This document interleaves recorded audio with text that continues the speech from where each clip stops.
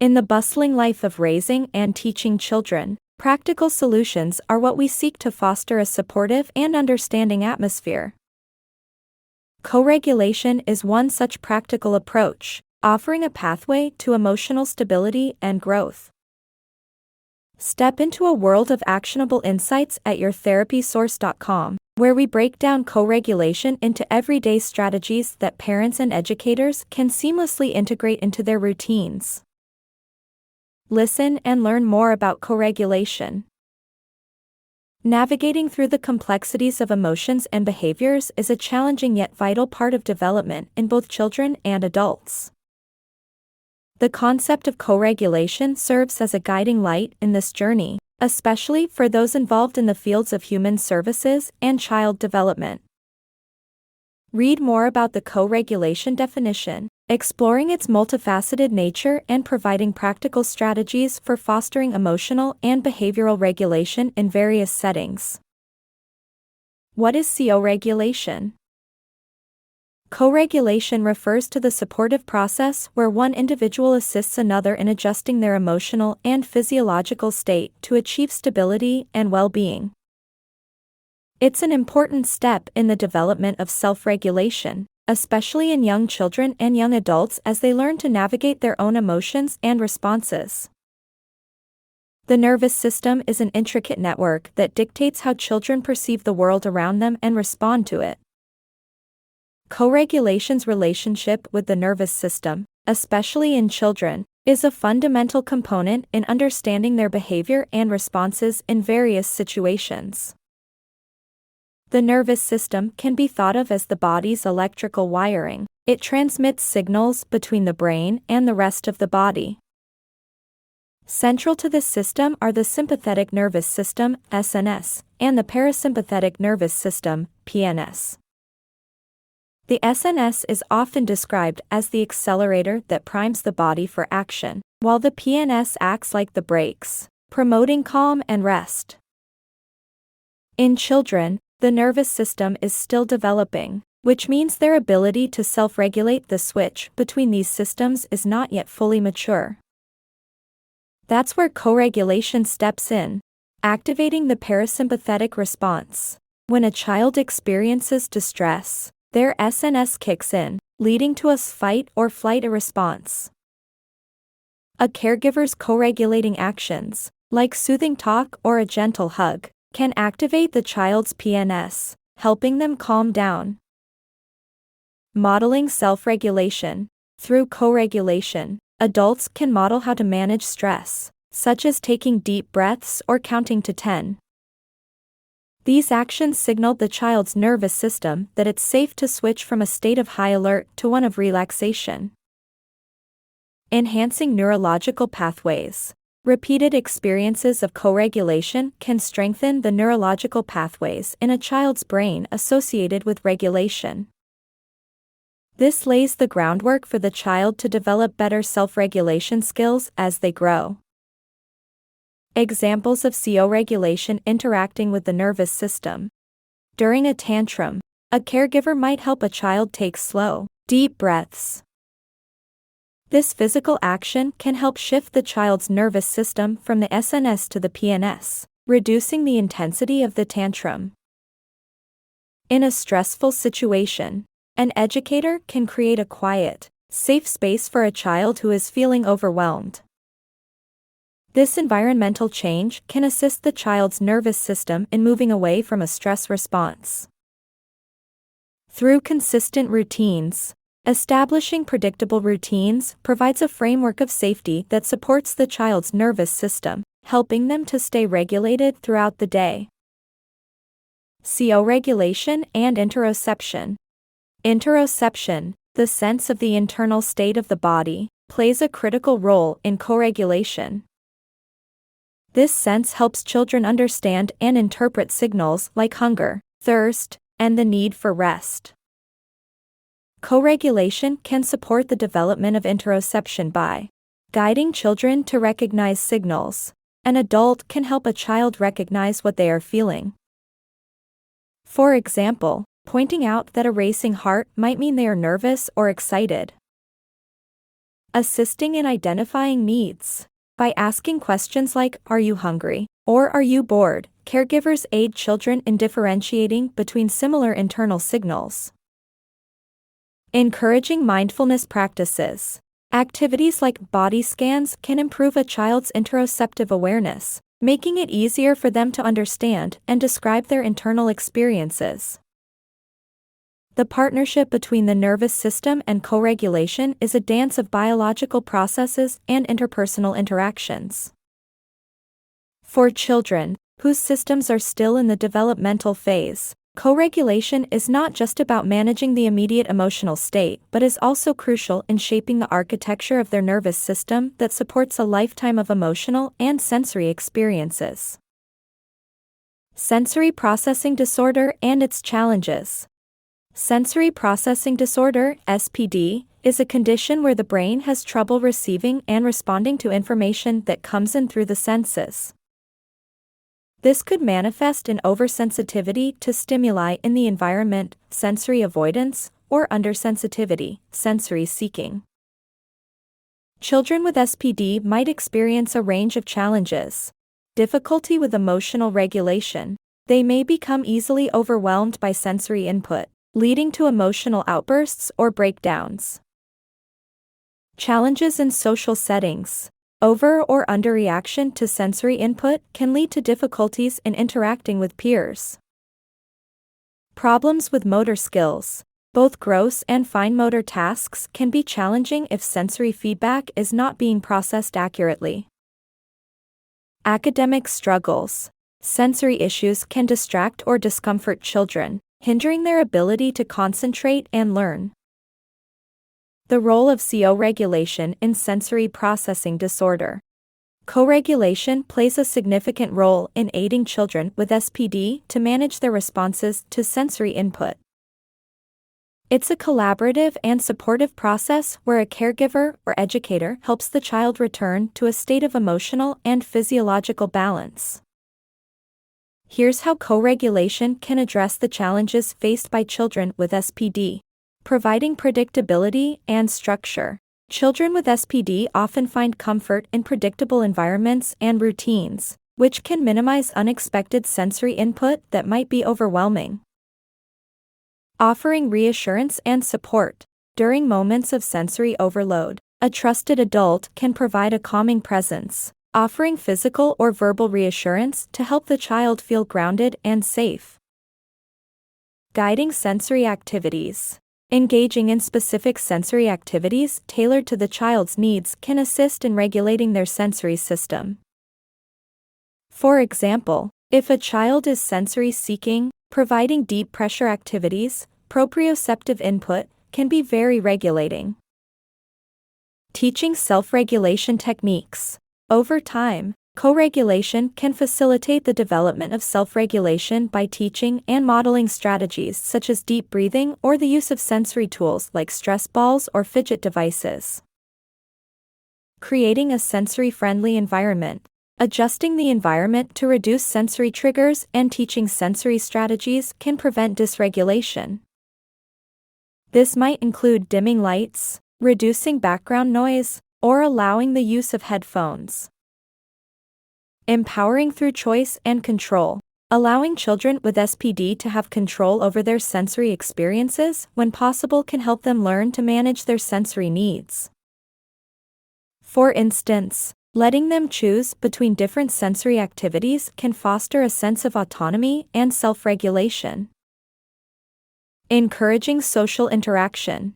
Facilitated social interactions in a controlled sensory environment can help children with SPD develop their social skills in a way that feels safe and manageable. In essence, co-regulation for children with SPD involves a delicate balance of structure and flexibility, guidance and independence, and a deep understanding of each child's unique sensory preferences and aversions. Through consistent and empathetic co-regulation, children with SPD can develop the skills to better navigate their sensory experiences, leading to improved emotional regulation and overall well-being. Consult with an occupational therapist to learn more about sensory processing disorder. Co-regulation in the classroom. Teachers and educators can incorporate co-regulation strategies to create a supportive learning environment. This may include recognizing and addressing students' emotional and sensory needs, establishing predictable routines and clear expectations, integrating sensory breaks and mindfulness activities into the daily schedule. Co-regulation parenting. Parents can apply co-regulation strategies at home by being emotionally available and responsive to their child's distress, modeling regulation techniques like deep breathing or positive self-talk, ensuring a consistent and structured home environment to foster a sense of security. List of co-regulation strategies for educators and parents. Here are 20 co-regulation strategies that can be employed at school or at home. Scheduled check-ins. Regularly set aside time to discuss feelings and challenges. Emotion identification. Use charts or games to help identify and communicate emotions. Role-playing. Act out situations to practice responses and self-regulation skills. Sensory corners. Create spaces with calming sensory inputs like soft lighting or quiet music. Provide direct instruction to teach calm-down skills when children are regulated. Breathing exercises. Teach and practice deep breathing techniques to calm the nervous system. Mindfulness activities. Introduce mindfulness practices that encourage present moment awareness. Progressive muscle relaxation. Guide through tensing and relaxing different muscle groups. Positive reinforcement. Praise efforts towards self-regulation and co-regulation behaviors. Social stories. Use stories that illustrate various social and emotional scenarios. Yoga. Incorporate yoga poses that promote concentration and calmness. Art therapy. Engage in creative activities that allow for emotional expression. Music therapy. Use music to influence mood and energy levels. Guided imagery. Lead through calming visualizations. Physical activity. Encourage regular exercise, which can help manage stress. Healthy routines. Establish regular sleep, meal, and activity schedules. Choice offering. Provide choices to give a sense of control in a given situation. Collaborative problem solving. Work together to find solutions to emotional challenges. Safe space.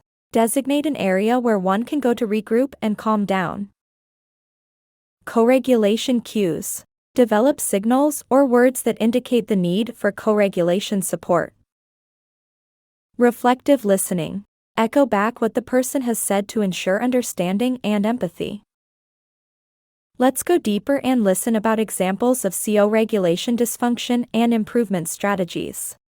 Scenario: evening homework struggles.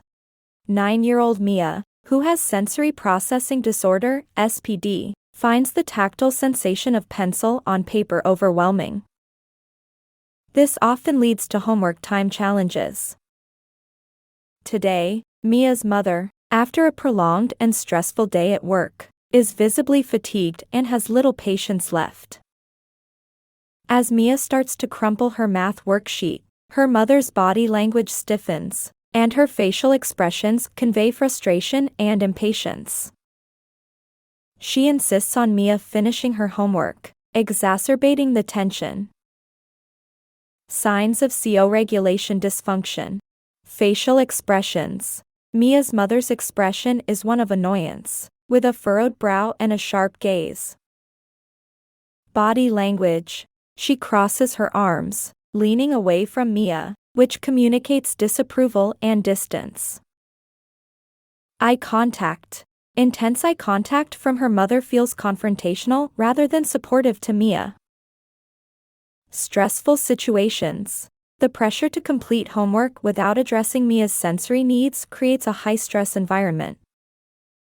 Emotional needs. Mia's emotional needs are sidelined by the urgency her mother feels to get the homework done. Strategies to improve the situation. Recognition and self-reflection. Mia's mother takes a moment to recognize her own state and the impact it's having on the situation. She takes a few deep breaths to center herself. Adjustment of expectations. She lowers her expectations for the evening, understanding that both she and Mia are not at their best. Reassessing body language. The mother uncrosses her arms and opens her body posture to appear more approachable. Softening facial expressions. She softens her facial features to convey compassion and concern for Mia's struggles. Calming eye contact. She makes gentle eye contact with Mia, signaling her presence and willingness to help. Validating Mia's feelings. The mother acknowledges Mia's difficulties. I see you're struggling with your worksheet, and it's okay. Let's find a way to make this better for you. Offering emotional support. She suggests a short break and engages Mia in a preferred sensory activity to help her regulate, such as using a fidget toy or taking deep breaths together. Collaborative problem solving. Once both are more calm, they brainstorm alternate strategies for completing homework that accommodate Mia's sensory needs. Creating a supportive environment. The mother ensures a quiet and organized workspace is available to reduce sensory overload. Emotional connection. They spend a few minutes connecting over a favorite book or game, which helps restore their emotional connection and mutual regulation. Praising efforts. When Mia returns to her homework, her mother praises her for trying again, reinforcing her efforts and building her confidence. Establishing a daily routine. Moving forward, they establish a routine that includes a sensory-friendly environment and regular breaks, tailored to Mia's needs. By adopting these strategies, Mia's mother can shift from a state of co-regulation dysfunction to a more supportive process to be a regulated adult, one that addresses both Mia's and her own emotional needs. This change in approach allows Mia to feel understood and supported, fostering a more regulated state that is conducive to tackling homework tasks. The mother's ability to manage her own emotional state and remain responsive to Mia's needs exemplifies a positive co-regulation interaction, modeling for Mia how to navigate strong feelings and stressful situations. This approach not only helps Mia in the moment but also teaches her strategies for self-regulation that she can apply in future stressful situations. Key takeaways about co-regulation and children. Understanding and implementing co-regulation strategies is a vital component in guiding children towards self-regulation and emotional maturity. Here's a summary of actionable suggestions for educators and parents to support children with co-regulation. Model calm behavior. Children learn through observation. Always model the calm and collected behavior you wish to see in them, especially in challenging situations. Establish routines. Predictable routines provide a sense of security and can help children regulate their emotions and behaviors. Create a sensory-friendly environment. Ensure that children have access to spaces that cater to their sensory needs, reducing potential triggers for dysregulation. Validate emotions.